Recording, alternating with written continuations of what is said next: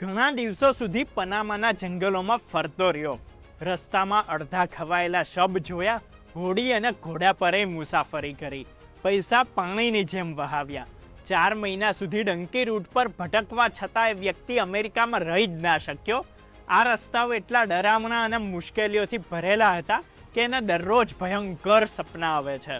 નમસ્કાર, હું ફલક ઠક્કર. અર્બન ગુજરાતીમાં આજે આપણે વાત કરીશું ડંકી રૂટથી અમેરિકા જઈને ભારત ડિપોર્ટ થઈને આવેલા વ્યક્તિની. પંજાબના જલંધરમાં રહેનારા હરજિંદરસિંહની ઉંમર 30 વર્ષની હતી. હરજિંદરનું વિદેશમાં રહેવાનું સપનું હતું. એને માટે એના ટ્રાવેલ એજન્ટને લગભગ 17 લાખ રૂપિયા એટલે કે $20,000 આપ્યા હતા. એજન્ટે એને દુબઈના રસ્તાથી અમેરિકા લઈ જવાનો વાયદો કર્યો હતો. એમાં 26 જૂન 2019ના દિવસે હરજિંદર સુરક્ષિત યાત્રાની આશામાં દુબઈના પ્લેનમાં ચડ્યો. એ અમેરિકા પહોંચી તો ગયો, પણ એનાથી આગળની કહાની બહુ મુશ્કેલ થઈ ગઈ. સમજો કે આ કહાની ફક્ત હરજિંદરની જ નહીં, પણ ગેરકાયદેસર રીતે અમેરિકા જતા દરેક ભારતીયની છે, જેમાં મોટી સંખ્યામાં આપણા ગુજરાતીઓ છે. ભારત છોડતી વખતે એણે એની માતાએ બનાવેલી પંજરીની 3 પેટીઓ એની થેલીમાં મૂકી હતી.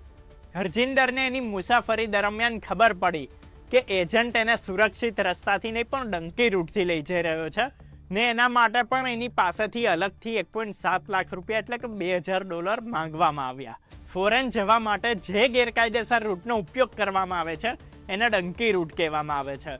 લોકો એ રસ્તેથી છુપાતા સંતાતા વિદેશ પહોંચવાનો પ્રયત્ન કરે છે. આ મુસાફરી ખૂબ જ જોખમી અને અસહ્ય તકલીફોથી ભરેલી હોય છે. આ રસ્તાઓ પર ઘણા કિસ્સામાં લોકોની હત્યા અને શોષણની ઘટનાઓ પણ બને છે. હરજિંદરે કહ્યું કે એક નવા એજન્ટે એને મેક્સિકો લઈ જવા માટે હજુ વધારે પૈસા માંગ્યા. અમેરિકામાં પ્રવેશવાની એની પાસે કાયદેસરની પરમિશન નહોતી, એટલે સપનું પૂરું કરવા એ આપવા જરૂરી હતા. પછી એને એક ઘોડા પર બેસાડવામાં આવ્યો. આ રીતે એમણે એક પહાડ અને એક નાની નદીને પાર કરી, એટલે એમના ગ્રુપને પાછળથી ટેમ્પરરી ડોક્યુમેન્ટ આપવામાં આવ્યું, જેનાથી એને 1 મહિના માટે અમેરિકામાં રહેવાની મંજૂરી મળી. એની પછી એને કીધું કે કોલંબિયાથી બસમાં 8 કલાકની મુસાફરી પછી એને કેયલી લઈ જવામાં આવ્યો. એ બોટ દ્વારા દરિયા કિનારે આવેલા ટર્બો સિટીમાં પહોંચ્યો અને પનામાના જંગલોમાં ગયો. ત્યાં 15 આફ્રિકન માઇગ્રન્ટ્સ પણ એના ગ્રુપમાં જોડાયા. હરજિંદર અને એનું ગ્રુપ 10 દિવસ કરતાંય વધારે સમય સુધી પનામાના જંગલોમાં આગળ વધતું રહ્યું, જેમાં એમણે લગભગ 105 કિલોમીટરનો પ્રવાસ કર્યો. આ રસ્તો આપણે વિચારીએ ના શકીએ એટલો મુશ્કેલ અને ખતરનાક હતો. હરજિંદરનું કહેવું છે કે એના જંગલમાં ઓછામાં ઓછા 40 શબ મળ્યા. કેટલાક મૃતદેહો અડધા ખવાઈ ગયા હતા અને કેટલાક હાડપિંજર થઈ ગયેલા. પછી એને અને એના ગ્રુપને એક કેમ્પમાં રાખવામાં આવ્યા, જ્યાં હરજિંદર ઘણી રાતો સૂઈ પણ ના શક્યો. કેમ્પમાં 13 દિવસ રહ્યા પછી એને કોસ્ટારિકા સુધી જવાની પરમિશન મળી. આ પછી એમને નિકારાગુઆ માટે બસમાં બેસાડવામાં આવ્યા. નિકારાગુઆથી ગ્વાટેમાલા પહોંચ્યા અને પછી ટ્રકમાં ભરીને મેક્સિકોના તાપાચુલા લઈ જવામાં આવ્યા. આ પછી એમને વેરાક્રુઝના કેમ્પમાં રાખવામાં આવેલા. ત્યાં એમના અમેરિકન બોર્ડર અધિકારીઓ સાથે વિડીયો કોન્ફરન્સ દ્વારા વાત કરાવવામાં આવી. હરજિંદરને લાગ્યું કે આટલા પૈસા ખર્ચીને અને આટલી મુશ્કેલીઓને પાર કર્યા પછી હવે અમેરિકામાં રહી શકશે, પણ થયું એનાથી બધું જ ઊંધું. એને અમેરિકાથી ભારત ડિપોર્ટ કરી દેવામાં આવ્યો. એ બધામાં લગભગ 4 મહિનાનો સમય લાગ્યો. આ ઘટનાને લગભગ 5 વર્ષ વીતી ચૂક્યા છે. હરજિંદર કહે છે કે આજે પણ એને પનામાના જંગલોના સપના આવે છે.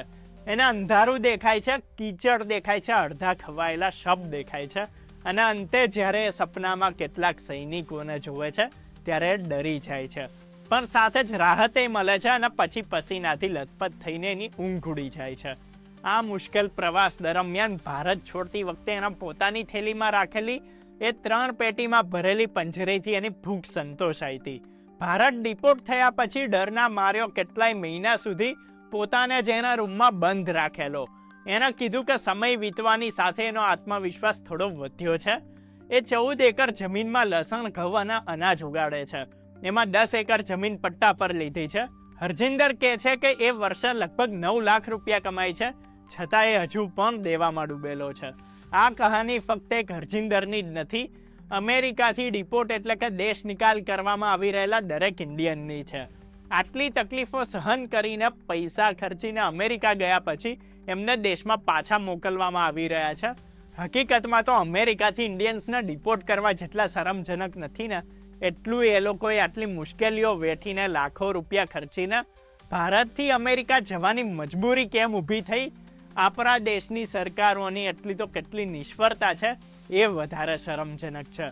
જો ઇલેક્શનમાં વાતો થાય છે, જે રીતે એક પાર્ટી સતત કેટલાક વર્ષોથી જીત્યા કરે છે, ટીવીમાં જાહેરાતોમાં જોવા મળે છે, કહેવાતા ઇન્ફ્લુએન્સર્સ કહાનીઓ કરે છે, એ પ્રમાણે વિકાસ થયો હોત તો ઐતિહાસિક સંખ્યામાં લોકો વિદેશ ભાગવું ના પડ્યું હોત ને જો આપણે વિશ્વગુરુ હોત તો અમેરિકા ભારતીયોને હથકડી પહેરાવીને પાછા મોકલવાની હિંમત ના કરત.